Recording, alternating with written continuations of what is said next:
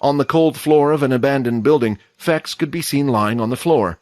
Snoring sounds would occasionally come out of his mouth, as well as some nasal sounds that indicated he was in deep sleep. Quinn didn't want to wake him up. He had gone far and beyond for the safety of others. It was a risky move he had pulled, turning into a bloodsucker, and he wasn't sure he could have done such a selfless act himself. "Maybe vampires aren't as bad as you say," Quinn said to the system. "The boy I am not worried about," the system replied. "Just like with humans, not every human is bad.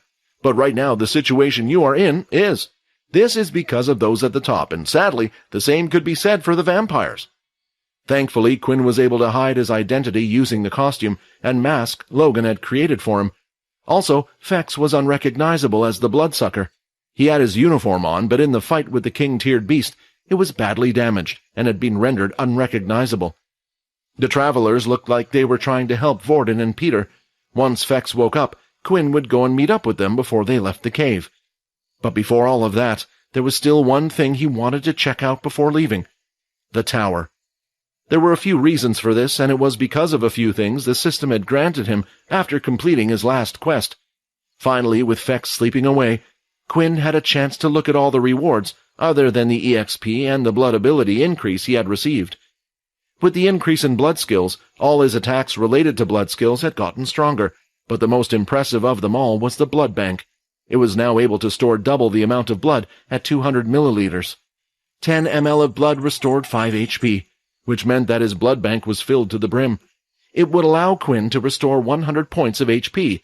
This was one of his most important skills, as it often gave him a second chance during fights. Quest reward, unlock one ability skill. It seemed to be related to the shadow skill. Quinn was now able to unlock any of his remaining shadow skills. Still, there were 5 skills he was still unable to unlock. But one of these skills costs a total of 50 skill points to unlock, named Shadow Eater. With only 30 skill points, he was unable to unlock the skill before, but now he could. New skill, Shadow Eater unlocked. He would look at the details of the skill later. With every new skill, Quinn needed to master it first before using it in a fight. Now wasn't the time. Besides, there were a few more notifications the system had given him. He was a bit upset when he found out that he wasn't able to grab the king-tiered beast crystal, but in return, it seemed like the system had given him something else. Small blood crystal 1 obtained. That is a very rare item. Although you have no use for it now, I suggest you store it in your system for safekeeping, the system stated, refusing to elaborate. But hearing the system say such a thing was precious, it still placed a smile on Quinn's face. The last 2 notifications were the strangest, as they weren't rewards for completing the quest. Instead, they were new quests altogether. Quest, reach level 20 for next evolution. Reward, next evolution Vampire Noble. Additional rewards will be revealed once rank has been reached. Quinn had suspected that the next stage of his evolution process would be when he reached level 20, and the system seemed to have confirmed it. It seemed to have appeared now because Quinn was very close to achieving that level, now being level 18. When he asked about Fex, he remembered the system saying that Fex was somewhere between a vampire and a vampire noble. Not quite at the stage yet. Did this mean that he was now stronger, or just as strong as Fex? It was clear that there were some differences in terms of certain abilities and skills, but Quinn didn't believe his shadow ability was any weaker than Fex's string ability. Finally, the last notification. Quest, part 1 of 2. The king has been defeated, and now the tower is left unprotected. Search the tower and discover what treasure it was trying to protect. Suddenly, he heard someone groaning behind him. It looked like Fex was waking up. What the hell happened? Fex said, looking around at where he was. He then looked down and noticed the flask on the floor. Images of his transformation into Bloodsucker appeared in his head, and he remembered everything that happened. You saved me? Fex said. Come on, I can explain while we're making our way over, Quinn replied. Over where? To the tower. The group of travelers had regrouped and were heading toward the students. Lily had been watching the fight carefully and wanted to join in, but she knew her duty was to stay by the students' side in case anything happened. There weren't many strong creatures in the underground tunnels, other than the hounds and the king-tier beast. They hadn't run into anything else down here. Still, that didn't mean there was nothing. Also, the group didn't know how strong the students they were protecting were. As she saw the 2 twins walking over groggily, she rushed over to their side. Are you both all right? I saw what happened. Who was that guy? she asked as she gave her shoulder to one of the bald twins. That's what we want to know as well, Andre replied. You students, your uniform, I assume you are from one of the military bases out on an outing. Second year, right? We're first years, Sia replied, going over to the traveler's side. She still hadn't grown fond of the others, especially since Pio had tried to not too long ago, and she didn't know why, but she had the strangest feeling that he was weirdly looking at her. Every so often her eyes would meet his. When this usually happens, one would find the whole thing awkward and turn their head, but when it happened with her and Pio, he would continue to stare at her as if he was picturing something.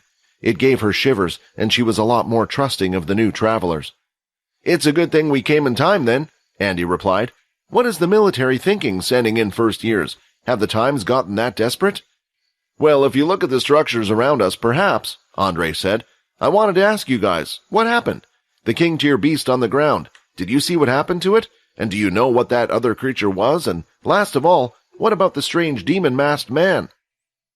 Peter, Vorden, and Layla wanted to keep their mouths shut. They were tired from the battle and worried that if they were to explain things now, they might let something slip up. On the other hand, saying nothing would make them seem suspicious. The others looked in Vorden's direction. He was usually the best when it came to such things. They all nodded, confirming that he would be the one to come up with the story, but as he was about to speak, Sia chimed in. That king-tier beast, it was by... Sia had seen who had delivered the last blow, although Fex was the strange creature that had mostly injured it. She had seen that it was Quinn who had... It was by me. Another voice interrupted before Sia was able to finish her sentence. Logan, are you okay? Layla asked. I'll live, Logan replied. His wounds on the outside had healed up from the little robots, but his ribs still hurt a little as he breathed in. He then walked over to the travelers and lifted his wristwatch, revealing that he was a level 8. It took everything I had with the help of my friends here, but we were finally able to kill the king-tier beast. Right after, that strange creature had appeared and had taken me out of the fight, leaving the others to fight for themselves. As for the strange person who appeared at the end, your guess is as good as ours. He only appeared when you guys saw him as well. Andre started to think about Logan's words. They were convincing, and the power level on his watch was even more convincing. But what had convinced him more than anything was the strong, round, circular contraption that was on the top of his hands. He noticed straight away that they were used to create energy weapons. With the use of an energy weapon, what Logan had said would be quite achievable, especially as a level 8 ability user. Also, it was hard to imagine why the students would even lie in this type of situation when they had seen firsthand that the creature was trying to kill them.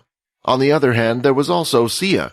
She didn't know who the masked man was while the others did, but what she did know was that Fex was the one who had turned into a monster, and Quinn was nowhere to be seen after killing the king-tier.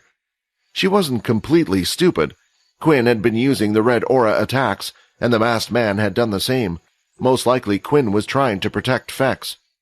The question was, if Logan was lying and covering for them, it meant he also knew about all the secrets this group had and were hiding.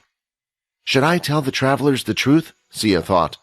It was a hard one for her, but in the end, after looking at Logan, she decided not to. It was her way of returning the favor. Not only had she actually been saved by Quinn, but she had also been saved by Logan earlier. But with this, they were even. If anything else came up, she wouldn't hesitate to tell the others, but for now, she would keep the secret. Okay, I've decided then, Andre said.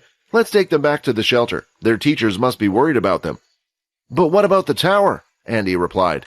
The tower can wait. It will still be here after we return the students. Besides, I feel like we have made a mistake by not informing the military about what was down here. Now the lives of students and perhaps others have been harmed when we could have prevented it. Andy looked annoyed. They had been fighting for days, trying to defeat the king-tier beast and find out what was down here. If it was some unknown powerful Dalki technology and the military got their hands on something powerful, it could ruin the balance of the leader's table. Looking at the injured students, he felt like Andre was right. His leader was always right, even if he was too kind sometimes. The students and the group of travelers started to head out of the small town. While doing so, Vorden and Layla would constantly look around, hoping to find Quinn and Fex, coming out at some point. But after several minutes of walking, they were nowhere to be seen. I hope you bring me a nice souvenir to work on from that tower, Quinn, Logan thought. He didn't think Quinn was...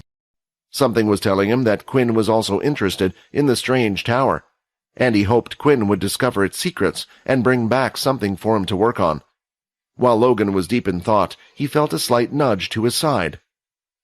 "Logan, I don't think I can hold it in for much longer," Peter said as he held his hand on his stomach. "What? If you want to go to the toilet, just go. It's too dark here anyway. Nobody will see anything," Logan replied. "No, it's not that." Hearing those words, Logan knew straight away what Peter meant. He was hungry. Before heading off to the tower, Quinn made sure of two things. The first thing was that his MC points were fully restored. Fex had been out for a while, so they only needed to wait a little longer before starting their journey again. The second thing was that he was fully equipped with all his equipment. Of course, that included his suit, which was made by Logan. He wore this as normal, all apart from the head, only allowing his eyes to come through. The suit was easily adjustable, and Quinn could quickly lift the hood to cover the top of his head at any time. That's why it wasn't a problem for him if he wanted to hide his identity from others. The reason for him doing this was that he no longer had his blood bank. His second chance. In all of his fights so far, he had always relied on the blood bank to help him in his time of need. There was no more blood in the flask. Fex had consumed all of it, and in doing so, it looked like his wounds were healing too. The armor that Logan created gave him some additional defense. Although it wasn't much, every little increment would help, and this was his reason for putting it on. They were about to head to the tower, and if the guard outside was that strong, Quinn feared that perhaps there was an even stronger guard inside. If that was the case, he wouldn't even bother fighting and would abandon the quest. No matter how curious he was, or how good the reward for the quest was, it wasn't worth his life. "Are you all ready then?" Quinn asked Fex. While they were waiting for both Fex's wounds to heal and Quinn's MC points to return, Fex was troubled in his thoughts. This whole time, he was thinking about Quinn. "Quinn, wait!" Fex said as he rushed over and bowed down on one knee with his fist on the floor. "Whoa, what's this all about?" Quinn asked, shocked by Fex's actions. "I have to do this, please. Quinn, you saved my life. I remember everything that happened while I was the bloodsucker. When those travelers came and found me, you were already safe. The king-tier beast was, and the only thing that was trying to kill was me. I knew it was a risk to turn into that thing, but it was the only thing I could think of at the time. When you saw that I was hurt, even though you were safe, you risked your life. You fought against those travelers and risked me chasing after you. Finally, you used the flask that I had given you to save me." After saying these words, Fex punched the ground in anger. Quinn didn't quite understand this action, but he was sure it was because he was angry at himself. This whole time, he had been getting closer to Quinn for one reason, to save his own back. If he was ever to be found out by his clan, then Fex's idea was to turn Quinn in as one of the shadow users. With this information, the leader, his father, would lessen the punishment for running into the human world without permission. While Quinn had never thought about abandoning him, he had even risked his life going against a group that was able to outmatch him, even as a bloodsucker. Fex no longer cared about how he was able to do it, or why he seemed to keep growing stronger. He had just had this feeling of guilt over his heart that he wanted to get rid of. "I know I've said this before, but seriously, if there is anything you need help with, don't hesitate to ask. I'm on your side, Quinn." Quinn didn't know what to say. These actions seemed out of the blue to him. Someone who had never been serious since the day he had met him was suddenly being very serious. At the time, Quinn had only done what he felt was right. Fex had risked his life to save the whole group. What right did he have to die by the hand of strangers? Still, seeing him like this, Quinn didn't know why, but he naturally walked over to Fex and extended his hand. Fex, in return, naturally took it and lifted himself. "We're blood brothers from now on," Fex said with a smile. "We may not be related by blood, but I will treat you as a part of my family." "And I will do the same," Quinn said with a smile. The two of them then headed off for the tower, and while on their way, they were both cautious with their footsteps. Then again, Quinn was a little less worried than Fex seemed to be. Judging by the text of the quest from earlier and the information it had given him, the quest indicated that the strongest beast outside of the tower was King Tyr. If the information was correct, it meant that there was nothing stronger than the king-tier beast outside the tower. Still, that also meant there was the possibility of them running into advanced or intermediate-tier beasts. Although they would be able to do something since they're together, with no blood and no humans around, it would be risky to go into battle after battle. After slowly creeping their way towards the tower by going through buildings rather than going down the open street towards the tower, it seemed like they hadn't seen a single beast on their way there. This included the hounds they had first seen when they arrived. Is it the strange crystals from the top of the tower, or did the other beasts stay away from this place because of the king-tier beast? Quinn thought. Finally, they had arrived at the location of the tower. The street finally ended, and now there was a large empty ring of space surrounding the tower. The circle had several paths leading towards other streets surrounded by buildings, but nothing apart from the tower stood alone in the center. The crystals shone brightly at the top and gave off a slightly blue hue to the area below it. They looked at the houses and then at each other. It looked quite beautiful and peaceful, Quinn thought. He could see some advantages to living in a place like this, despite it being away from the sunlight. Maybe I'm becoming more like a vampire if I think a place like this is nice to live in, he thought. We can take some time to explore if you're worried, Feck said, as he saw Quinn admiring the tower. What do you mean? Quinn replied. I just thought you might be worried. The others would leave with those travelers. More than likely, they already know of an exit. I asked my little Ham to follow them from above. Once he knows where the exit is, he'll come and find me. Ham, is that the little flying bull from earlier? Quinn was quite interested in the companion, wondering if he was able to get something like that himself. Yeah, good name, right? Ignoring Fex's last words, Quinn continued to walk up to the tower. There was a single large double door with an arched entrance. The door was engraved with strange patterns, all of which Quinn had seen in images before while learning about the Dalkey architecture. But right now, he wasn't too sure if it was Dalkey-related or vampire-related. In the middle of the door, there was a circular hole that seemed to go a few inches deep. It's a lock, Feck said. These doors, I've seen them in my castle before. They're impossible to open without some type of key or mechanism.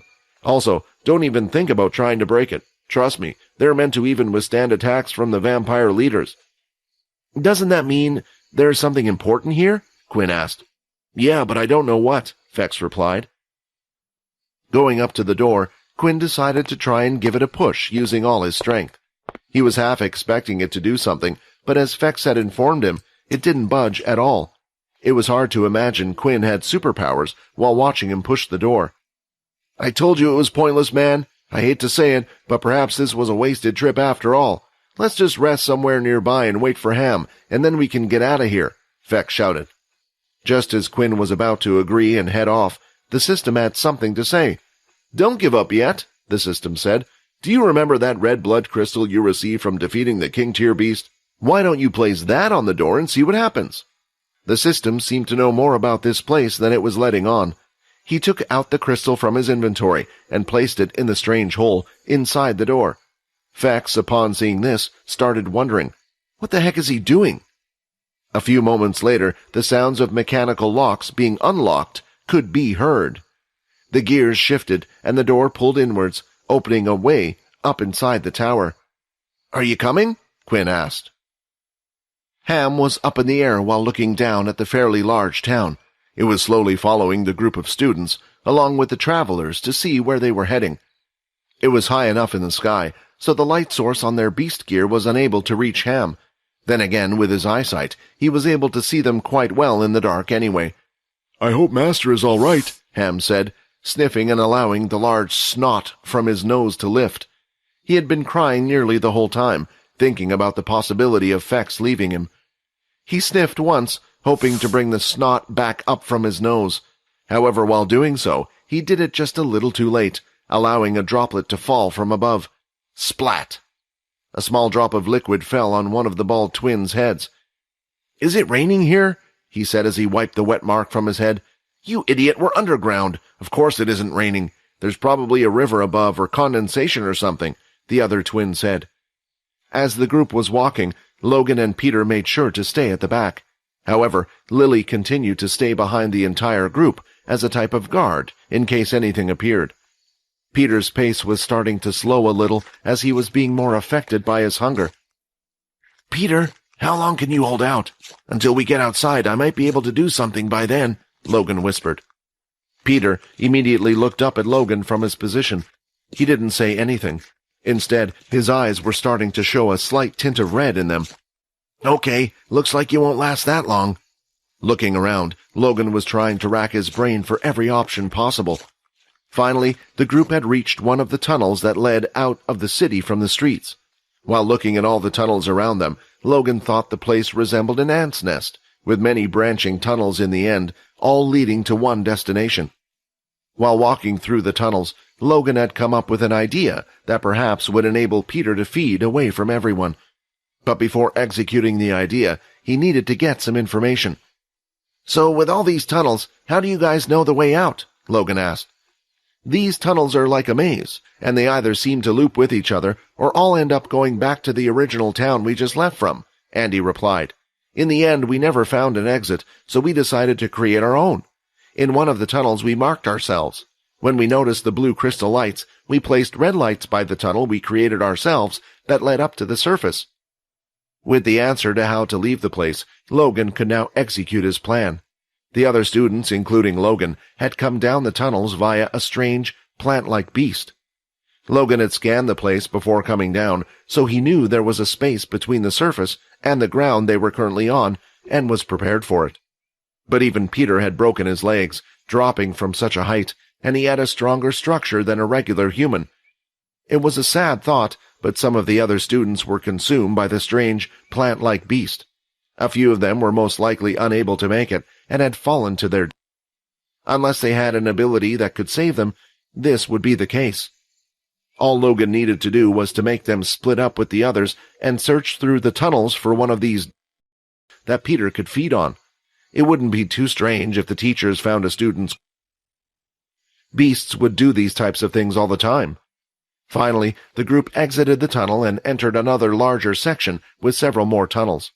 The second they entered the room, though, Peter loudly screamed as if he was in pain. It seemed too sudden.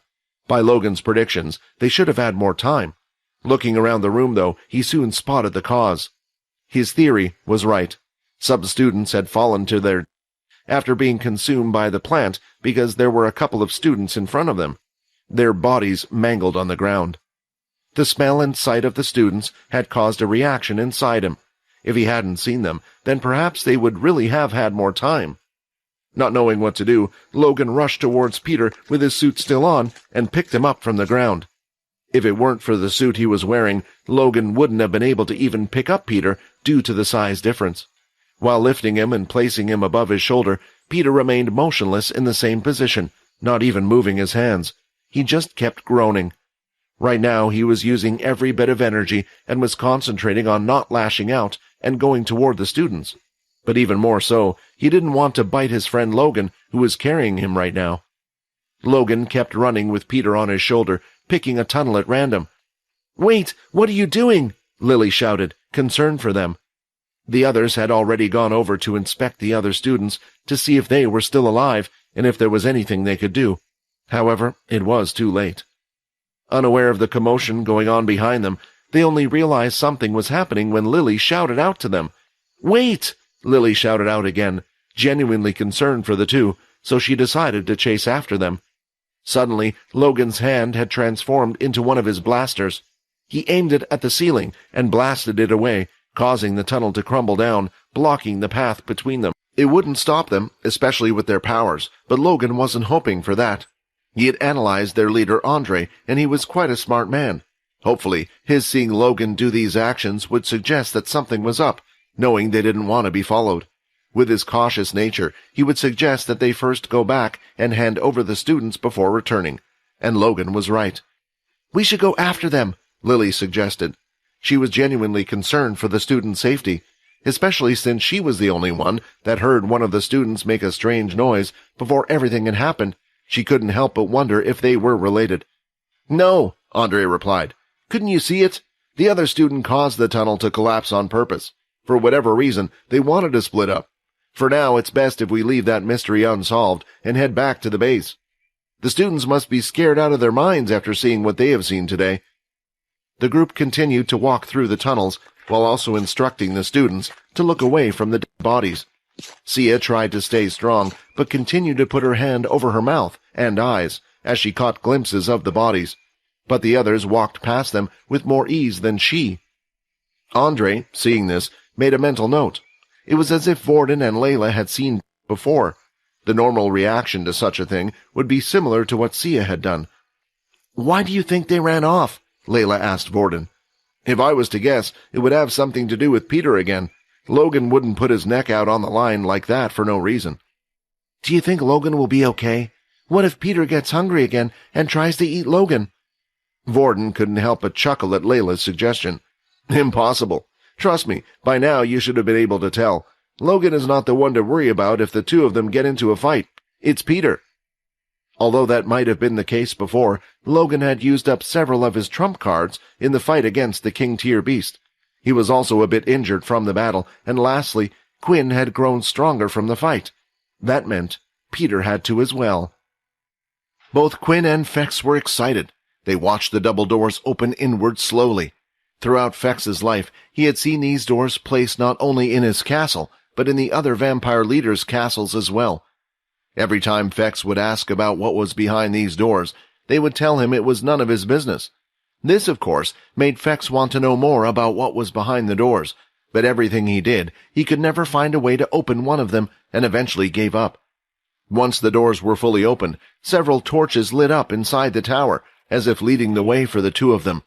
"Come on, we have got to check this out," Fex said, already leading the way and walking forward onto the lit path. Quinn still possessed the blood crystal in his hand. To open the door, he had to insert the crystal inside, but when he took it out, he saw that the doors remained open. This was good for him, since he wanted to put the crystal to some other use, maybe in a weapon or something. Placing it back into his system, he quickly followed after Fex, who was already quite a distance away. After a single step into the tower, the system had popped up with another message. "You have entered a vampire tomb. Quest, explore the tower is now in progress." A vampire tomb? As in a dead vampire's grave? Quinn thought. "System, did you know what this was?" "I had my guesses, but I couldn't be so sure," the system replied. "Remember, in my time the only place we called home was Earth. I did not know about places outside of Earth. These are two things I should warn you about before you proceed. First, a vampire tomb doesn't necessarily mean a vampire is. A vampire can choose to go into eternal slumber, which is similar to, but not the same. If they are in quite a high position or of importance to people, one of these towers will be created for them. Eternal slumber means a vampire has chosen to go to sleep forever themselves. It's a permanent state, and there is only one way to be woken up from it, by consuming the blood of someone of the same family. They do not need to be related by blood, but only contain the same blood. An example of this is, if you were to go into eternal slumber, then Peter would be able to wake you up with his blood, as he is part of your family, but Fex's blood would be useless. "Are there usually guards in these types of places?" Quinn asked, still worried they might encounter something. "Usually, I would say not. Could you imagine asking someone to look over such a place, and for how long? They could be in the tower for a very long time. I would be bored out of my mind staying in such a dull place. My guess is two things. Either the vampire was a powerful one, and his magic was so great he was able to convince the king-tier beast to act as a guard. To keep it under its control for so long, it handed the blood crystal which you obtained after defeating the beast. My second guess would be that after the beast found the blood crystal, it was compelled to this area. Something was telling it that there was something powerful inside, and it didn't know how to use it. At the same time, it couldn't leave this place due to its curiosity of power." Both things sounded possible. What Quinn didn't want it to be was some ancient powerful vampire that had decided to go to sleep on another planet somewhere. At least there was no chance for Quinn to wake it up. He was human, and he was his family member. His blood couldn't be used to wake up any vampires. With this, Quinn decided to carry on forward. If this was a grave, then maybe just like pharaohs did in the past, they would bury themselves with their treasures. Excited by this prospect, he started to jog after Fex, who had gone quite a way ahead. After they both followed the torches down the path, it eventually led them to a large staircase leading upward.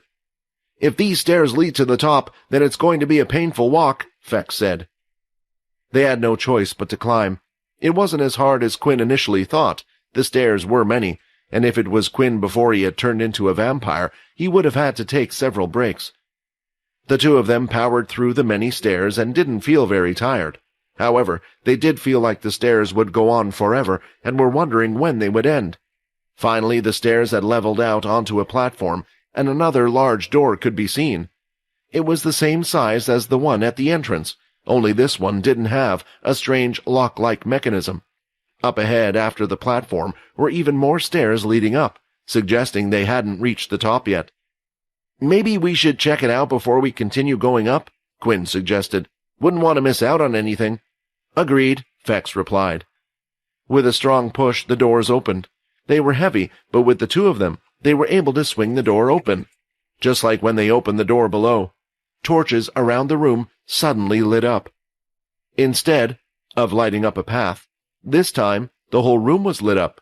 It was a fairly large square room, but at the same time it was completely bare. There was nothing inside the room apart from 5 podiums in the center of the room.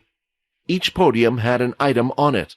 They were pieces of armor, a chest piece, a leg piece, an arm piece, and a helmet. Lastly, on the final podium, was a ring. The armor had a strange medieval design to it and didn't look like any of the beast gear Quinn had ever seen. It looked almost like knightly armor, only with points and such at the end in red.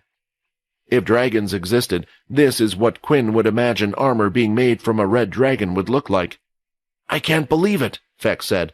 "This is ancient old vampire combat armor. I've only seen these things in books. Not even our castle has a set like this." Fex slowly walked over to the items, afraid that there might be traps around the room. While heading over to the podium, he carefully placed each foot, but found no such thing. The first podium he arrived at wasn't any of the pieces of armor. Instead, it was the ring. "This looks like the one I'm wearing, but slightly different. Maybe you can wear this," Fex said, as he picked up the ring of the podium. In an instant, the room felt like it was starting to shake. "What did you do?" Quinn complained. "Nothing, I just picked up the ring. I was sure there were no traps."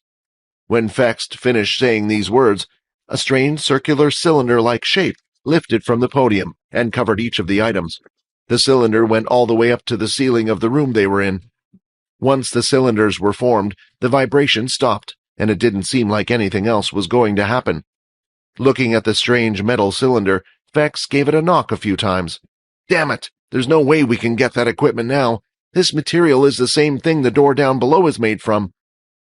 Seeing what had happened, Quinn could only assume the other items were locked away once Fex had picked up the ring. Perhaps the same thing would have happened after touching any of the items. Maybe the vampire who slept here was giving them a choice. A reward for discovering the place, but rather than give them everything, he gifted them a single piece of his treasure. "Here," Fex said, as he threw the ring over to Quinn. He caught the ring in the air and took a look at it. "It's yours," Fex said. "I already have one, and I feel like an idiot for touching the ring before making sure everything was okay. If we were only allowed to take one item, then I might have picked the most stupid out of them all." "Inspect. A king-tier blocking ring. When used on a vampire, it will completely block the effects of sunlight, as long as the ring is worn."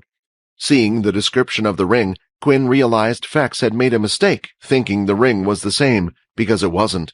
Fex's ring was an advanced level ring that was able to block out the sunlight for 3 hours at a time, and he would have to go back inside to allow it to recharge. But this ring had no such effect. It would allow Quinn to stay in the sun without getting any of the bad side effects as long as it was worn. There was no time limit. With this ring, the one weakness Quinn possessed had disappeared.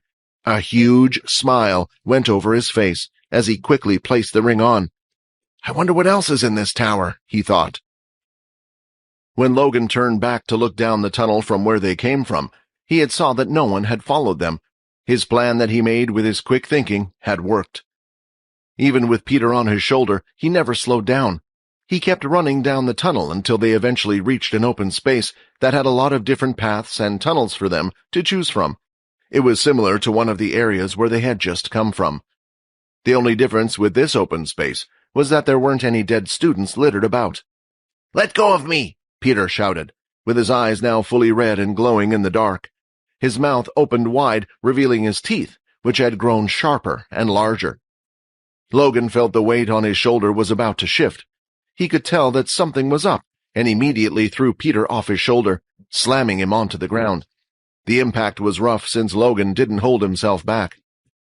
This was because he could feel the strength of Peter, and he knew that he couldn't hold back any of his power. If the two were to get into a scuffle over strength, Logan was sure he wouldn't win.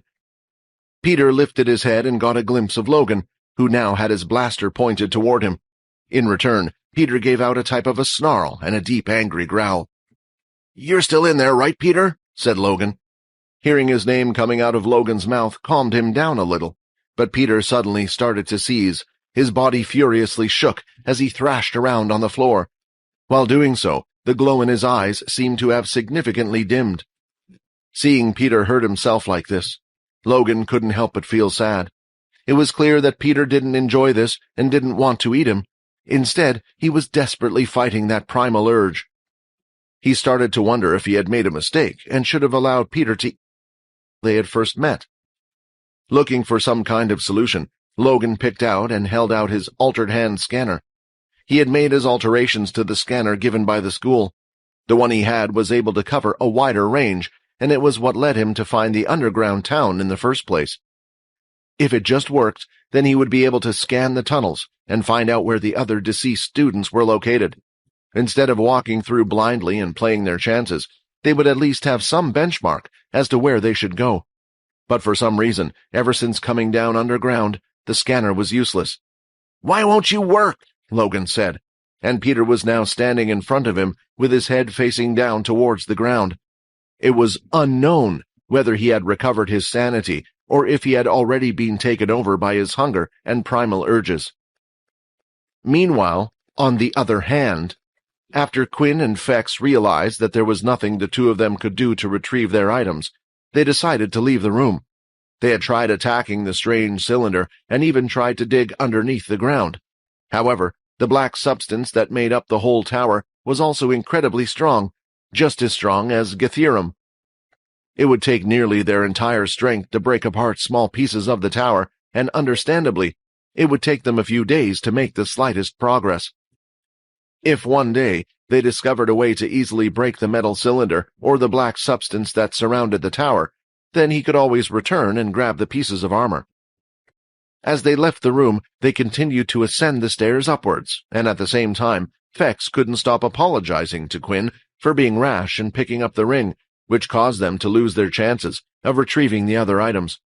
He was unaware of how much of a good mood Quinn was in right now for receiving the ring. He no longer would have to look strange carrying an umbrella around with him beneath the scorching sun. Also, when fighting, he no longer needed to rely on the suit. But of course, Quinn was happy that he had the suit. Now it was being used more when he wanted to fight using it and hiding his abilities, rather than as a device to block out the sun. Finally, after a long walk, they reached a platform. It was the final platform.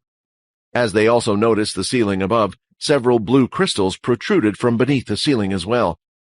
Upon seeing the crystals, Quinn's greed wanted him to take all the crystals and sell them when he got back, but it would have been difficult anyway unless he could fly to reach and pull out the crystals. It would also waste an incredible amount of time.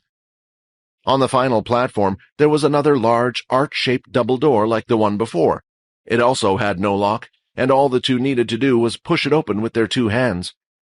Just like every room they had entered before, the lights started to light up one by one, revealing what the room looked like. From the door to the center room was a large red carpet. It reached the center, where there was a very large circle on the ground. The pattern on the circle was similar to that on the door they had first seen, only there didn't seem to be anywhere for the blood crystal to be put in. Past this was a red carpet on the other end of the circle, which continued forward until it eventually reached a large chair. "Who the hell was this vampire?" Fex said. "It seems like he might have had a hell of an ego. Did he think he was a king or something?" There was only one vampire king or queen, so Fex found it strange that a vampire, perhaps a remainder from the 13 families, or those stationed here, would create such a room. Looking at the large chair, or throne. It looked like only a person of significance would be allowed to sit in such a place. That was when Quinn spotted something while looking at the throne. Everything in the room was a disappointment so far, since there seemed to be nothing there of use. But just behind the chair, a little bit above, it looked like a clear glass pane, and inside was a large, sword-like weapon. The sword didn't look regular, even though it was locked away behind a glass casing. It seemed to have several black chains wrapped around it, from the hilt up to the tip of the blade. Why would a sword need to be chained up when it isn't being held by anyone? Fex, too, had seen the sword and started to rush forward excitedly. After a few steps, he stopped himself as he was reminded of what had happened in the room before. "Quinn, how about you go for this one?" he said, smiling nervously. Quinn walked straight past the throne chair and continued to the glass encasement. While looking at the blade closer, he could tell it was a beast blade rather than just a regular sword. The handguard seemed to be quite scaly and rocky. It was red and had a pattern that matched the armor they had seen earlier. Between the handguard and the bladed part was a red gem. It looked very similar to the crystal that Quinn had obtained after defeating the king-tier beast. From the crystal, inside the sword, a single red line ran up the blade until the tip. It looked like a bar of some sort, but both the crystal and the red line running up the sword seemed to be void of any power. Placing his clawed gauntlet fingertips on the glass pane covering it, he started to use all his strength, hoping to make a scratch or an indentation. Just like with all of the materials they had discovered before in the tower, it was almost unbreakable for him. "I was going to tell you, but I thought you got the gist by now," Fex said, seeing Quinn attempt to break the glass. After giving up on the idea of getting the sword, Quinn was about to search the room to see if there was anything he had missed. He took a step back, and once again the room seemed to slightly vibrate. In front of the sword, a podium started to rise. It wasn't large, and it rose to about waist height, where Quinn was standing. The vibration stopped in the room, and so did the podium. On top, there was a diamond-shaped hole. Quinn looked at Fex to see if he had any clue what was going on. "Don't look at me," Fex replied. "I've been long lost about this place ever since we entered this tower." He was right. Quinn knew more about this tower than Fex, and that was only because the system had informed him that this was a vampire tomb. Still, Quinn had yet to see a casket. The tower didn't have many rooms. There was the ground floor, the middle-level floor, and the top floor. They couldn't miss anything, so where was the vampire being kept? Right now, though, Quinn was more concerned about the podium in front of him. As he gently ran his fingers over the top of the podium, another message appeared. "Would you like to insert your blood crystal? Once inserted, the blood crystal may not be removed. Yes, no. If I select yes, will it allow me to obtain the sword?" While Quinn was in deep thought about the message he had just received, standing by his side, Fex was now acting a little strange. He now had the time to properly analyze the weapon in front of him. "Have I seen something like this before?" Fex said out loud. "Maybe the first leader had something like this, but if that's true, what the hell is something like that doing here?" "You know what type of weapon this is, then?" Quinn asked. "Maybe. Honestly, I'm not sure. I think I saw one of the other vampire families carrying around something like this. But often, the families kept secrets from each other. Everyone would hide their power, and then when the king relinquished their seat, that was the time when everyone revealed their cards.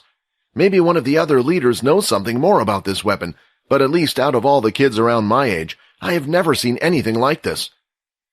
Quinn was hoping he could get more information about the weapon in front of him. It seemed pretty obvious that it wanted to place the red blood crystal on the podium in front of him. Most likely, that would lower the barrier blocking the sword. The problem was that the system had declared that once the blood crystal was inserted, it would stay there permanently. The AI voice before had said that the stone was a precious item. "What exactly can a blood crystal be used for?" Quinn asked the system in his head. "I suppose I should tell you, you will have a tough decision ahead of you," the system said. "The blood crystal can be used as a beast crystal. They are used to either create armor or weapons. For certain reasons, these crystals are a lot rarer than beast crystals." "Are they stronger than beast weapons?" Quinn asked, as he was getting a little excited. "It's hard to say, honestly. The unique thing about a blood weapon is that it can evolve and grow stronger. However, depending on the crystal used, there is a limit to its growth and also its starting point. What you have right now in your hand is the lowest tier of blood crystals." An evolving weapon didn't sound too bad to Quinn, while others might be put off by wanting a straight-up powerful weapon. He didn't find it too troubling, as it was similar to the situation he was already in. The idea of his weapon growing stronger while he did as well sounded nice. What put him off, though, was knowing that the crystal he held was the lowest type. He looked at the weapon behind the glass case once again, and it was like nothing he had seen before. He didn't need to ask this, as he was sure of the answer, but asked, just in case. "Is that a blood weapon?" "Yes," the system replied. "How powerful it is from looks alone, I cannot say."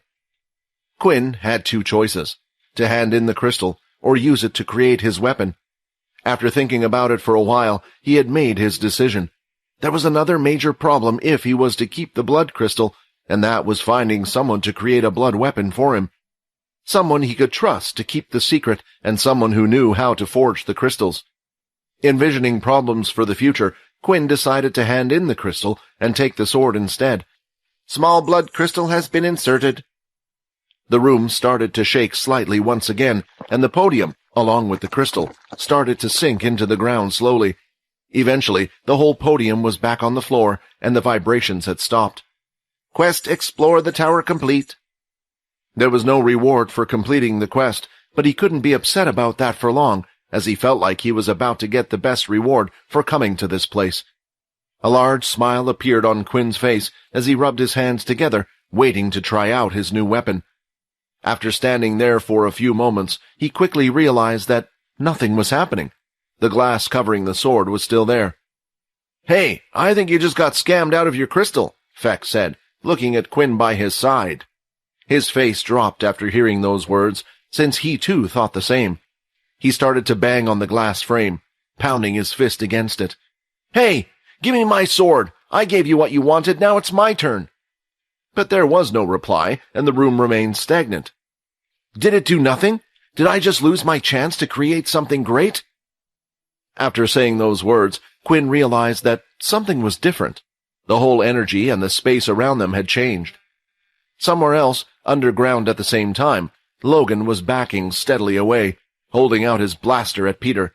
He hadn't made any moves yet, but he could see his body slowly breathing in and out, not moving a step from his position. While continuing to back away at a snail's pace, a sudden sound was heard. The sound had indicated from around Logan's waist. Without needing to look, he knew where it had come from. It was his scanner. Using one of his hands, he picked up the scanner and immediately turned it on, and just like he thought, it was a success. For some reason, the scanner was online. After quickly scanning the tunnels around them, Logan found what he was looking for. In one of the tunnels to his right, not too far from here, were the bodies of some students who had met an unfortunate end after falling from above. "Yes, Peter, I think I can solve your problem." In Logan's excitement, he had placed both eyes on the scan only for a brief second. When he looked up, Peter was no longer standing where he was directly in front of him. Back in the strange tower, Quinn realized what was the change he was feeling. After inserting the blood crystal into the podium, it seemed like whatever was blocking out his senses before was no longer there. He could now clearly sense Peter. With this, shock had entered his heart. Sensing Peter now, he could feel a mix of emotions and feelings rush over his mind and body. "Is this because of the fight from before?" Quinn said. "We have to hurry and get back to the others." The tower had been fully explored, and it didn't look like Quinn was going to get his weapon. With Peter like that, he was bound to be dangerous, so he decided to leave the tower, and Fex had no problem following. After the two exited the tower and started to head out of town, Fex turned around and looked at the tower one last time. "Bye-bye, tower. I guess there was nothing that special in there after all. I wonder what is behind my family doors then as well. I hope it's not the same boring stuff we found here." A process had begun when the blood crystal was inserted into the podium and went back into the floor. Slowly, strange mechanisms were at work behind the eyes of the two boys. The crystal was being heated to an incredible degree and was melting down. This process took some time, but when the right amount of heat was reached, a red blood liquid was formed and started slowly to filter down. The liquid flowed in one direction only, downward through a tube-like shape. It continued to go down until eventually it reached its destination. Like a sand timer, it started to drip down, and the sound of it hitting something could be heard. Once all of the blood liquid had dripped out, something started to change. In the top room tower, the large circular pattern on the floor started to shift. The outer ring moved to the right fist, while the inner ring moved to the left. The rings continued to move in different directions each time with a clicking sound. With one click, the outer circle ring would stop. With another, the inner circle would stop. This continued until eventually it reached the large circle in the center. The center circle started to rise from the floor, and it finally stopped when it reached a height a little larger than an average human. A few seconds later, the metal circle cylinder dropped quickly back down to the ground, and left in its place was a human figure. It was a handsome male figure, with pale white skin and dark black hair that seemed to go all the way down to the person's waist. Slowly, his eyes opened and a red glow could be seen. "I wonder how long I've been asleep," the man said. He turned his head to see if there were others around, but he could see no one in the room. "I wonder who woke me up. That's a shame. I would have perhaps given him something as a reward." Holding out his hand with his hand open, he faced it towards the weapon behind the glass. The weapon started to vibrate slightly, and soon the vibrations grew stronger. A strange force compelled it towards the man, and the weapon smashed through the glass and into the man's hand. "Let's see if anything has changed in the outside world," the man said. Just a second ago, Peter was there, right in front of Logan. It was only a brief moment, but after he checked his scanner, when he looked up, no one was there. He had disappeared entirely. Seeing something so dangerous as to potentially be anywhere in the room with him was starting to make even Logan nervous. He no longer had any sticky light balls to shoot out, and his suit only produced enough light for him to be able to see a few meters in front of him. Peter could see as clear as day down here. They were unfavorable odds, and Logan started to curse himself, thinking about how he ever got himself into this type of situation. Before he nearly did anything, in the past, he always thought of the probability of something happening, the risk he would put himself in before taking action. If the odds seemed against him, he would never take the risk. But when he saw Peter writhing in pain and the others there, Logan reacted on instinct, moving him out of the area. A sharp, sudden sound was heard to his right, and a blast was shot from his blaster in an instant. The explosion had only managed to hit the strange black material, which was as strong as always, causing no rubble or stone to break off, but leaving a peculiar smell from the blaster. "I don't want to hurt you, Peter. Suppose I hit you now before you've eaten anything. There's a good chance you can't heal," Logan said calmly. His voice was full of confidence, but inside his mind he was panicking a little. Although Logan's reaction time wasn't beyond that of what a human being was capable of, he was still quite confident in his ability to hit something before it was able to move. Logan was pretty confident he would be able to hit nearly all the students at the school, apart from those with either high-level beast gear or speed-related abilities. But in the attack he just fired right now, he couldn't even see Peter or even an after image. "I guess you do suit up to be an assassin, but it isn't the time to test it on me," Logan said. As he said those words, groans could be heard once again in a specific direction. When Logan looked at where they were coming from, he could see Peter knelt on the floor, holding his stomach. "Logan, just leave me! I don't think it's safe! Go now!" Peter shouted. Ever since Peter had evolved into a white, his whole demeanor and attitude had changed. The others thought the old Peter was completely gone, lost, but that wasn't true at all. Peter still had feelings, he still had worries, and inside he was still scared as always. There were times when these old feelings and demeanor would show more than others, and one of these times was when he spent time with Logan. He didn't know why, but the others seemed to treat the new Peter differently compared to Logan. It felt like Logan didn't care what he was and never found it strange, the way the new Peter acted.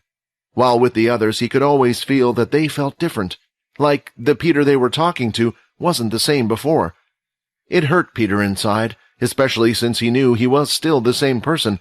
One of these people whom he could tell felt this way was Quinn, someone who he considered close. He could see every time Quinn looked at him.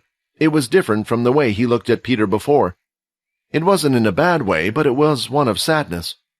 "Will I never be good enough?" Peter thought. He wasn't back then, and he wasn't now. The only person who he was not good enough for was Logan, and even now, Logan had tried to help him multiple times. If there was one person he would do everything in his power not to eat or hurt, it was Logan. For a moment, Peter was able to fight back his hunger, but in return, he could feel painful pangs in his body. As he looked up at where Logan was before, he could see he had already run off. "Good, you listened," Peter said. He wasn't hurt this time. Seeing Logan run off to save himself, he had already done enough. The pain continued, and Peter honestly wondered if he was going to die. Although he could have let the hunger take over and his body run wild, he wanted to remain in control of his body for as long as possible. Then the sound of footsteps was heard, echoing through, as if someone was running towards them through one of the tunnels.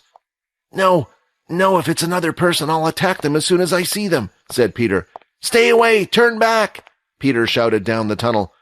But the footsteps grew only louder as the person was getting closer.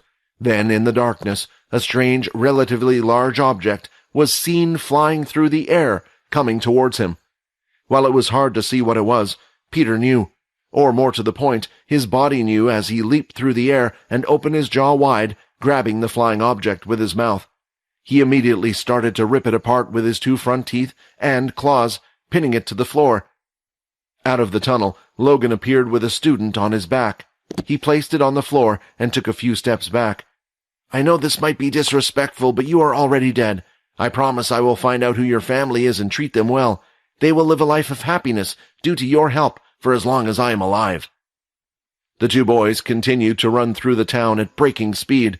On the way to the tower, they hadn't seen any high-level beasts. Quinn was now sure of it. There was nothing left underground that was stronger than the king-tier beast. With this thought in his head, he was able to freely run as fast as he could toward Peter. He was worried about what could happen, mostly since he was with the others, and worried about what would happen if the travelers were to find out and get involved. Following closely behind, Fex was struggling to keep up. "I was right. He has grown stronger at a crazy pace. He's a lot faster than me, and I can barely keep up anymore. But how? Nothing I can think of can make sense anymore. If I want to find out the truth, there's only one thing I can do. Ask. This time, though, I won't ask for someone else." Fex was always hesitant to ask Quinn this question, and before he didn't know why, but now he did. It was because he felt guilty. Thinking about asking the question in the back of his head, he knew he had an ulterior motive. It was as if he was trying to find some secret information to bring back to his family.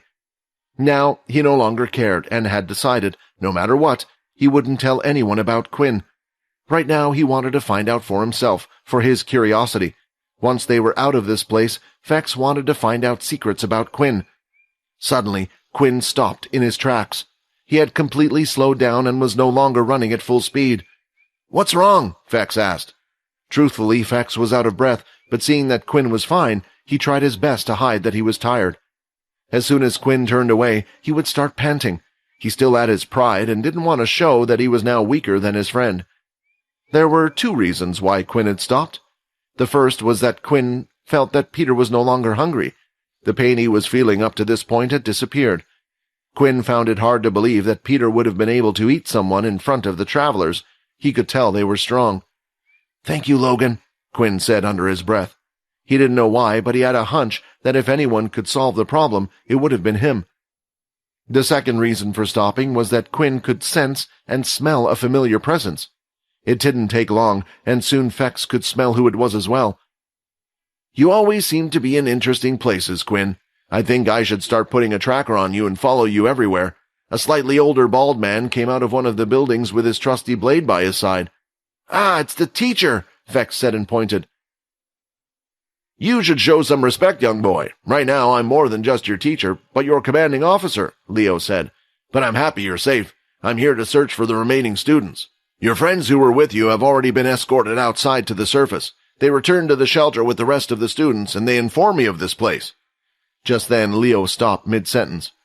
It was strange, and the other 2 were wondering what happened.